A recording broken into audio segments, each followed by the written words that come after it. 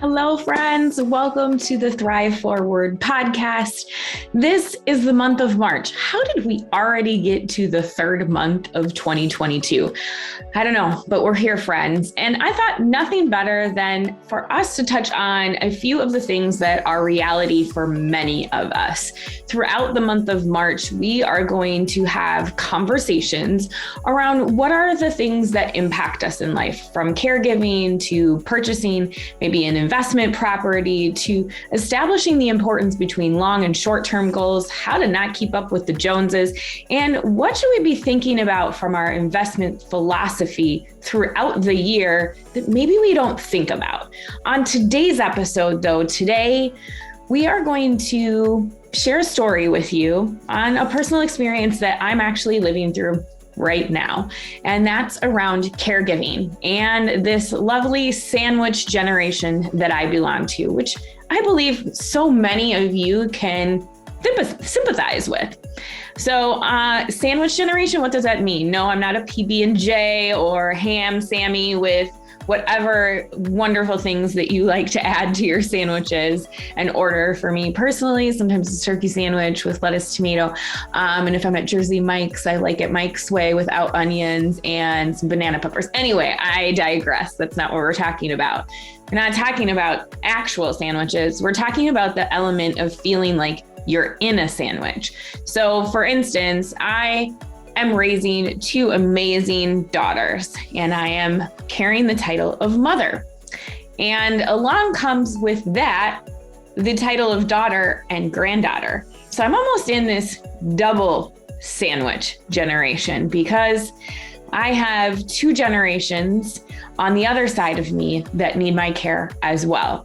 And so as we dive in today, I'm going to walk you through some personal experiences I've been having in caregiving, not only for my dad, my mom, and my grandmother right now, but what are some things that you should start to consider in those conversations of transition and care. So press play. This might not be something that you are currently dealing with, but I will tell you, friend, at some point in life, you will likely play the title and the character of caregiver. So you'll want to tune in to this episode.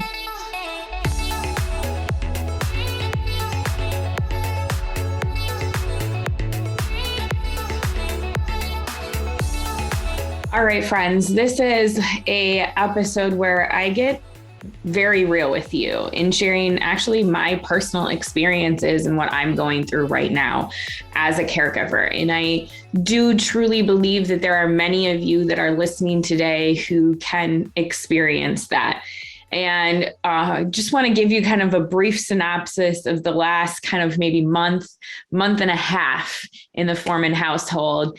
And that is that, you know, as many of us have had to deal with over the last 2.5 years who are parents of small children or even any age children in school, we got that email just shortly after our kids came back from Christmas break or holiday break, however, winter break, you interpret that time. We got an email from school that says, we're going to distance learning. And we got that same email in March of 2020, and it kind of felt like that same thing again, where when are our kids going to go back? How are we going to adjust? How are we going to juggle? This time it felt a little bit different.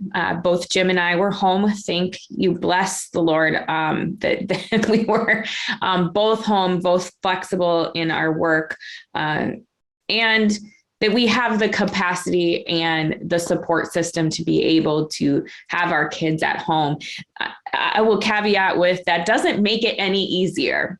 Both of us are entrepreneurs and running our own businesses and thriving businesses. And so it becomes a lot to then become your teacher's kid, your teacher's best friend, your teacher's best friend, your kid's best friend, your kid's teacher, and still be a parent. They get tired of your voice. They get tired of you. And we were told it was only going to be 3 weeks with thank you to our school district for making sure that did happen. And our kids went back to school Wednesday of last week. When you'll be listening to this, it will be, several weeks after that. That being said, they went back to school when school said it was going to happen. That was essentially 5 weeks of our kids being at home.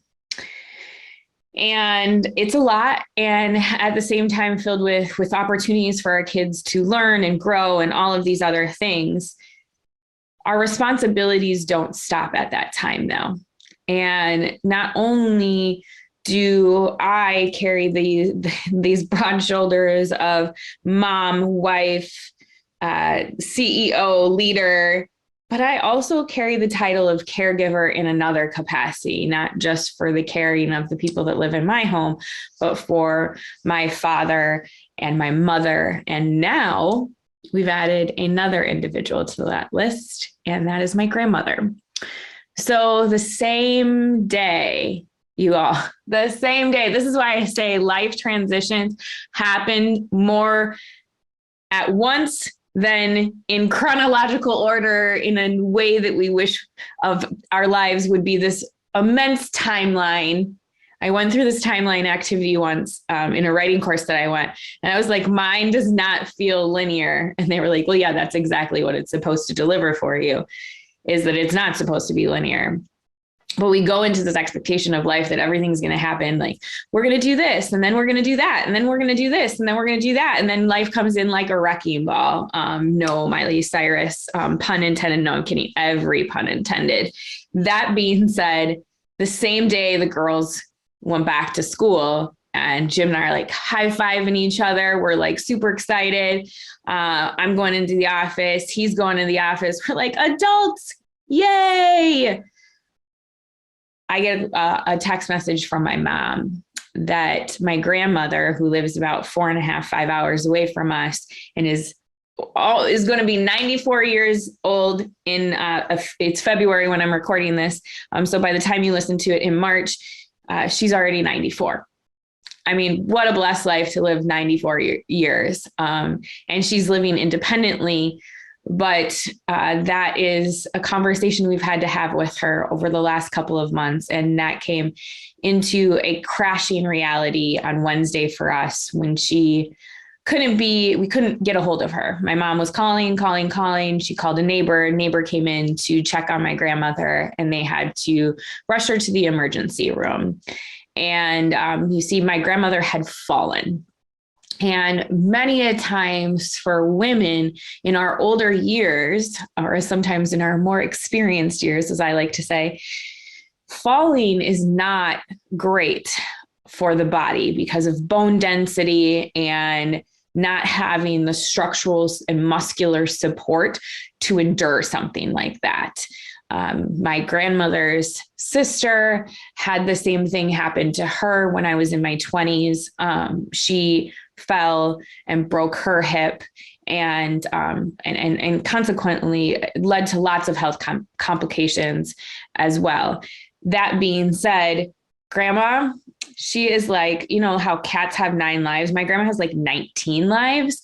She's like a cat on steroids. She did not break a hip or any bone for that matter. But she is malnourished, and she lives 4.5 hours away from us. And the next closest family member is really even farther. My aunt lives down south, as she is a professor at a university and can't get up here really quickly. So it became this conversation as a family of what do we do with grandma? And if you're tuning into this episode for the first time and you haven't listened to the Thrive Forward podcast, my dad also lives with Alzheimer's. And so not only do I have kids and an amazing mom who cares for my dad, but she also has this huge responsibility of caring for her mom. And consequently, I do too, because I don't have siblings. I mean, I do have dear friends who are like my siblings, have become family, but they don't have the responsibility of this actual care. But they surround me with all the things that I need to help out. Like when I said, "Hey, this is what's going on. I need my people." They all stepped up. hard stepped up. And I just am so grateful for that, which is why community and being vulnerable in these times and asking for help is something I'm not always really good at. I preach a lot about it, and it's still a practice for me. So this is something that we need to learn as we go through these life transitions, and especially for us as women asking for help. That is something that's huge. But I want to talk to you today, not only just about like those emotional and big experiences that we have caring for someone else, but the logistical stuff too. I mean, some of this stuff is hard to process, and what can we take on and what can't we take on? Where do we ask for help? What resources are out there? So logistically, my grandmother lives in an apartment by herself. She's lived in this apartment for as long as I can remember.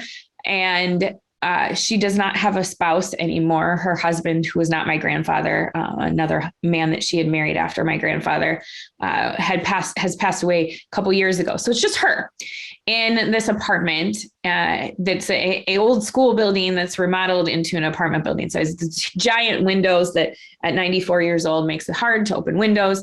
She has a great neighbor community, but it's not necessarily like a senior living community with accessible care in case she were to fall or need something, or sometimes in life when we grow older, we become less able to do things for ourselves and less independent. And sometimes on like the logistical side, we call those activities of daily living. And what those equate to is being able to kind of think about getting out of your bed in the morning to doing the things that you need to do. So bathing, toileting, holding your bladder. We refer to that as incontinence, eating, and transferring in and out of things and getting dressed. So transferring would be like getting from a chair to a standing position, getting from a bed to a chair. And my grandmother, we just went to visit her in October, and y'all, I can't even tell, the woman is 93 years old and she is using a wheelchair, but so independently. She does have somebody that comes in and helps her bathe. She's probably super embarrassed that I'm even telling you that, but grandma, don't be embarrassed if you're going to listen to this podcast. That being said, it is something that was important to my mom and I to be able to have grandma closer. And we also knew that independence is something that is hard to give up and is a hard conversation to have. We've already done this with my dad, and it still is a constant battle with somebody that is experiencing memory loss with him. It is a constant reminder of the things that we have to have these conversations over and over again. Why can't you drive? Why can't you do this? Why can't you work? Like all of these different things with him. And my mom's like, she should really write a book about how to have these conversations, because she's gotten so good at them for the last 7 years of her life, practicing these things. So she's a little nervous about having this conversation with my grandma. And turns out, thankfully, grandma was willing to move. But that is the first step. That is the hardest conversation with your family members in a caregiving capacity, when you know that they are no longer safe to be in a space on their own, and that we need them to be closer to us. And so what can we do? And in some cases, that is where a lot of individuals move into the home with a loved one. And that's not a thing that is available to my mom. She cannot care for my dad and my grandmother in one home. That is just way too much for one individual to handle. I don't wish that on my mom. She already has her hands full. That being said, the next piece is, okay, well, how can is it something that Jim and I can take on, where grandma comes and lives with us? Well, she, like I mentioned, uses a wheelchair. Our house isn't super wheelchair accessible, and we have small children, and we both run our own businesses. And from a capacity of wanting her to still have some level of independence, it would really rely on a lot of restructuring for us. And one thing that I have learned throughout my life is that if I can't do it, then it's okay to hire it. And if we're in the capacity to be able to do it, then let's do that as an option. So our option was, for the good of everyone in the situation, for grandma to still have a level of independence, for her to be close by to us, and not a 4.5 hour drive if we needed to do something. And, selfishly for me, this will be something that I will take on for my mom too. I need her to be close, and I can't drive 4.5 hours every single time she's going to need something. And she was such a good sport, and we frameworked it as, Grandma, we're going to take care of all of this for you, and we're going to transition. So your apartment in Wisconsin and your new place in Minnesota look exactly the same, maybe a little bit different because it's a new layout, a new space, but we're going to bring the things that are important to you, those comfort pieces. The first phone call I make, besides to my best friend saying, hey, I need you, is to a dear friend of mine who is an estate planning and elder law attorney. All right, what do I need to know? Remind me, I'm in this thick. And sometimes it's really easy when you're on the other side of it and you're giving that advice to people, but now it's me. What do I need to remember to ask? So Grandma's in the hospital. Number one, when your loved one lands in the hospital because of a fall, because of an injury or something of that sort, and they are Medicare eligible age, so 65 plus, you want to make sure that they are not under observation, but they are admitted. So this is very important when we start to talk about cost and logistical things. So we're kind of changing from that emotional conversation now into the logistical piece of things. Making sure that that happens is something that will either transition the cost to Medicare or make it an out-of-pocket cost for you all. And so you want to make sure that if insurance can pay for it, insurance pays for it. But under observation with Medicare, they aren't required to pay consequently a lot of the things that you would need from a care. If there is rehab, if there is skilled nursing care in there, it has to be that they have been admitted to the hospital and are under care, not observation, but they are admitted to the hospital for 3 days for Medicare to cover anything going forward. And then Medicare only covers up to 100 days in these skilled nursing facilities, and rehab is a little bit different. There are different day periods of time that they will cover. That being said, you want to make sure that you have somebody advocating for you, that you understand and you're asking questions so that you get a good sense of what is happening. The other piece that is something that's really important to make sure that you have on hand, and this would be a before you do anything or before anything happens, not while it's happening, right? Because that person needs to be under the ability to be able to make financial and legal decisions. That being said, you want to make sure that you have their legal power of attorney and their healthcare directive or their healthcare power of attorney. And that is something that allows you to help be able to facilitate their wishes. If that person is totally able to still do those things, like my grandma, she is of right mind. She can actually hold, more extensive conversations than my dad, and she is 20 plus years older than him. That being said, we still want that person to be very much a part of that conversation and understanding the things that are important to them. So making sure to involve them. So my conversation, my lead, the thing that I was in charge of was, how do we logistically get grandma from Wisconsin to Minnesota, which is still in process as we're recording this. But it was, we've got stuff that needs to move here before her, and then we need to get her here. So how do we do all of those things? Again, this is a part where sometimes you might not have the ability to do it. So there are services out there that will help you move some of these things and essentially take that space that they used to be in and make the new space look like that. So there are services. The senior linkage line is a great resource to start with. And maybe we'll throw a couple other resources up on the blog for you if you are currently in this space and needing to find a space to live and move somebody and understand the cost of care and the legal aspects of things. So we'll put some resources out there for you. on the blog. So make sure you look at the show notes, and then it will get you to the Forethought Planning website where we host the blog and resources. That being said, logistically, my responsibility to get everything handled for grandma, but I want to make sure grandma's on board for that. So I talk to my grandma. I say, hey, Gram, I'm really looking forward to you being closer by. The girls are looking forward to seeing you. I want to make sure in this transition that when you come to this new space, it feels like home for you. What are the pieces that are really important to you? This is a little bit of a different conversation. My grandmother and I are not super tight. I look forward to this experience to be able to finally have a relationship with my grandmother that I've always wanted. And there are a lot of complex situations that happened throughout my childhood and adulthood that did not allow for that. And now we have that freedom and ability to be able to do that. That being said, I don't know what my grandma wants and what she doesn't want. What is going to make her feel good?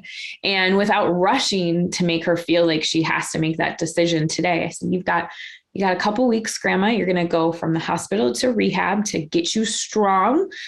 So you're ready to live on your own again and have us close by. So I just want to understand what are the things that are really important to you. And these are conversations that are maybe going to have to happen for me over the next couple of weeks with her several times, right? Because we need to make sure that that person still feels very much a part of any decision-making process that's happening, that these decisions aren't happening for them in a way that they have no say on. So, once Grandma gave us the green light and said, yes, okay, I know I was stubborn before, but yes, I'm ready to move. I'm ready to be closer to all of you. That gave us the ability to kind of have these deeper conversations. That's that hurdle of getting over that part. Now we're on the other side. So we are, I mentioned to you, I don't have siblings and I have children. And Mom can't leave because she has Dad. So that means Jim and I are going to have to drive to Wisconsin to get Grandma's stuff, turn around, set up the place, and then go back and get her. So that's a lot of driving back and forth. And then where are my kids going to go? Are the kids going to come with us? That sounds like a nightmare. So thankfully, team foreman. We've got a couple individuals who are stepping up to the plate to help take care of the girls, to help take care of our pup, because we've got a 4-legged child now too. And then we will go down there with my best friend and her husband, who are going to drive down with us. And then the guys are going to drive the U-Haul back. And then I get to have my best friend there for emotional, mental, physical support, because this trip is going to be hard for me. There's a lot of different things that come up with the relationship that I have with my grandmother. And so my mom can't be there for me. So the next best person for me is my best friend since I was 7 years old. And no hesitation. She sent me a text message. She's like, I have a sitter for my kids. We've got it on our calendar. We'll be there. Asking my husband, through this process, I have to handle the emotions of my mom and my grandma. I need you to book the U-Haul. And so it's being able to articulate and delegate to individuals who are close to you. Now, let's say you don't have that community, because I do believe that that is a true blessing. Like I mentioned, there are other resources out there for you. So maybe you don't have a job where you can scoot away on a weekend or even during the week to do these types of things. That being said, it's time to think about some of the resources that are available to you to be able to do that. Also, we're moving across state lines. So there are other logistical things, changing insurance, making sure that we have updated legal documents that reflect the state laws of Minnesota, and making sure, again, just like new doctors, new everything as you come into this space. Then there's the actual space itself. So I don't know if you have ever had to tour a care facility, senior housing. Thankfully, in my career, I have gotten to be in a lot of these spaces. I have gotten the grand opportunity to see people in healthy spaces that I know they're being cared for and know that they have resources available to them, and they are not the horror stories that we see. Because ideally, I hear this so often with my clients, I don't want to go to a home. I want to be at home. I want to be in my home, not somewhere else. And there are a lot of facilities and differences between independent living, assisted living, skilled nursing care, and memory care, and even nursing care in between there and skilled care. So there are different coverages. There's also at the other end of things, there's hospice care. So it's like this journey through the care system. What is the best space for that to look like? So if your loved one can do those things independently for themselves, like they can get in and out of their, bed, they can transfer and sit down, they can go to the bathroom, they can get dressed, they can do those things. Independent living might be a great space for them to start. It is usually, a jazzed up, more expensive rent. You're essentially renting a unit at a senior housing facility that might have transitional care that can either come into that apartment or you would move to another unit. Ideally, you would like to be in a space where they are not transitioning to another space. There are all kinds of things that get associated with this. And one of the biggest pieces is the financial piece. So my mom and I go to a place that my mom has already kind of researched, had some conversations about. Again, this is her mom. So I want to be respectful of my mother too. What does she want for her mom? She knows her mom better than I do. She's going to be able to kind of navigate that space a little bit.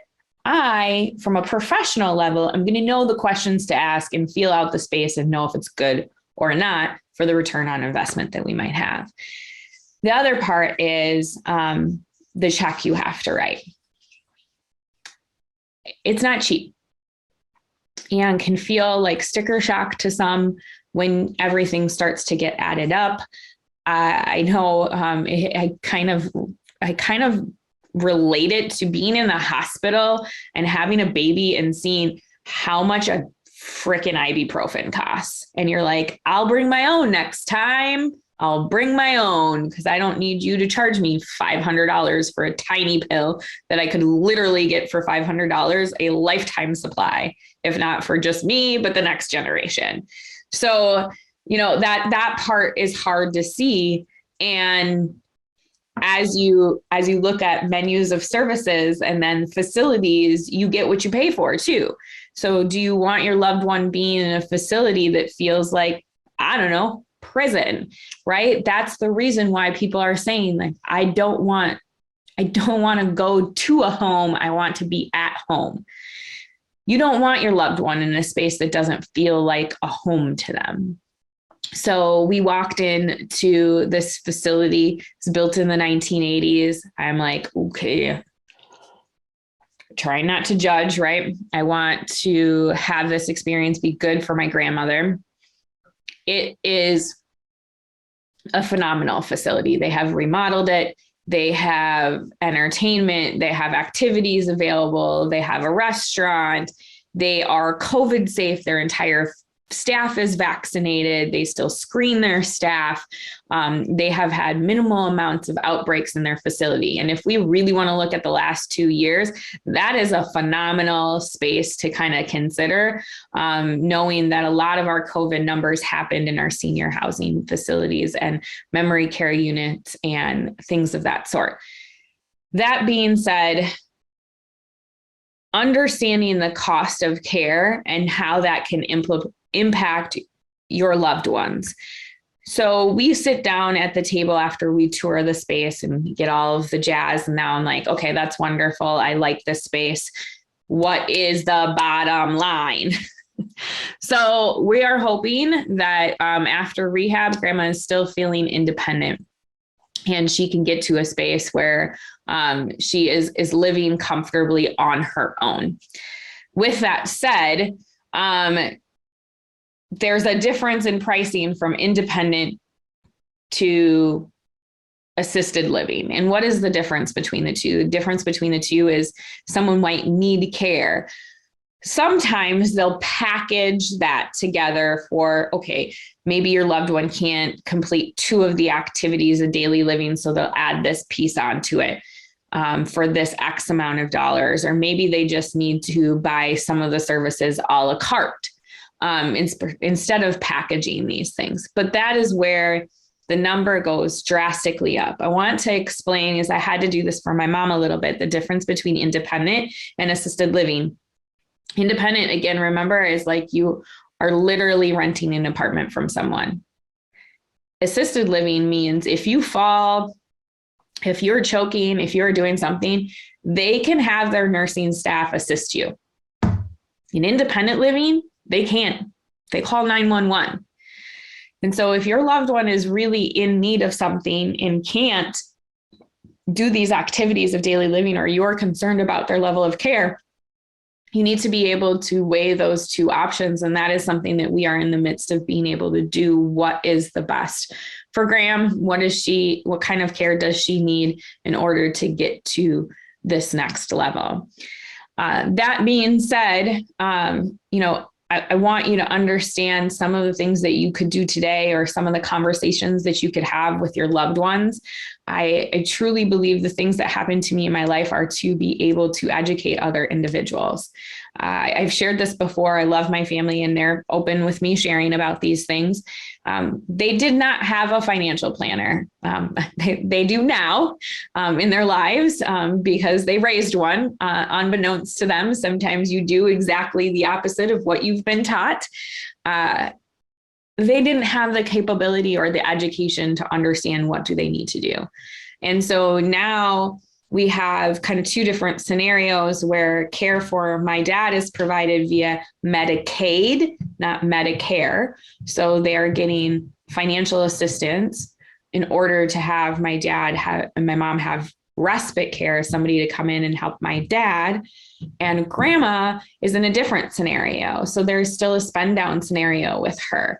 And what I will say, just as a general, in a spend down scenario, in order to qualify for Medicaid, you are not allowed to have very much money. And it varies from state to state because it is a state program, even though it's a federally funded program. State by state decides the guidelines for how you qualify for the state need. So you're not allowed to have very much. You're usually only allowed to have 1 car and 1 home. So if you own multiple properties, you might want to think about having a conversation with an attorney about what that looks like in order to understand your options a little bit better. That being said, it takes you to be in a financially destitute space to qualify for care. Other than that, it is your responsibility to pay for care because Medicare does not cover that cost. Medicare covers some hospitalization and hospice care. So like end of life comfort care. But that gap in between where you need more care, that's on you to pay.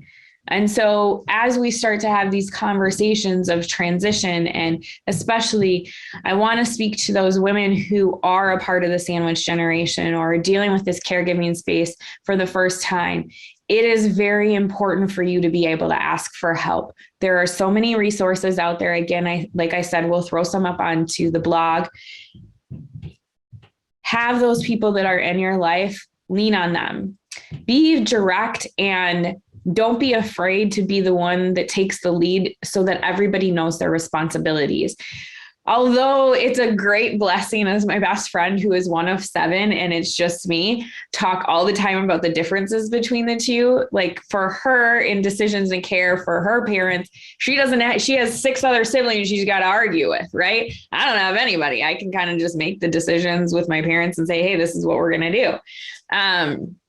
So there are give and take in those scenarios. If you have siblings or individuals that you are going through these conversations with, don't be afraid to say, hey, this is what I need you to do. Are you capable of doing that? If you're not capable of doing that, go to the next sibling and say, you know what, I need you to figure out something that you are capable of because I can't do everything. I'm going to say that again. I can't do everything. So as a family member, there might be somebody that takes the lead that's really good at delegating, and the rest of us need to step up and listen. And maybe there's that friend that needs that extra help. And maybe it's not even family members. Sometimes it's friends that are going to take up and step up. Maybe it's somebody that's going to take your kids to gymnastics practice. Maybe it's somebody that's going to watch your dog while you guys are gone. Maybe it's somebody that's going to bring you over a meal because you know how tired you are at the end of the week from just emotionally thinking about things. Because this is hard. And it is a process. I mean, I can't tell you, I cried a lot last week in the steps of getting to this place. I cried by myself. I cried with my best friend. I cried with my husband because there are loads of emotions that come with transitioning and the responsibility that happens with that. So don't be afraid to allow yourself to feel that responsibility of, whew, this feels heavy and I need to process it. And don't be afraid to lean in and ask for help. That is something that I have learned how to do since becoming a mom. I can't do this by myself. So I need other people to help me out. And I need to be specific about what the things that I need are, because there's nothing worse than having somebody come to you and say, what do you need from me? And you're like, everything right now? Like, I don't even know where to start. Is there something you could just pick off of like the long list of things that I have to do? But people won't know unless you have a list. So maybe say, okay, here are the things that I know that I need help with. Here are the things that I know somebody else can do. And here are the things that I know I can do myself. And have a good idea of what that looks like. And if it's a service that you need to hire out, or if it's somebody in your life that you need to ask for help for. The biggest part in any of these types of life transitions is communication. And you are going to hear me say that over and over again. Communication, understanding your behaviors, and then strategy.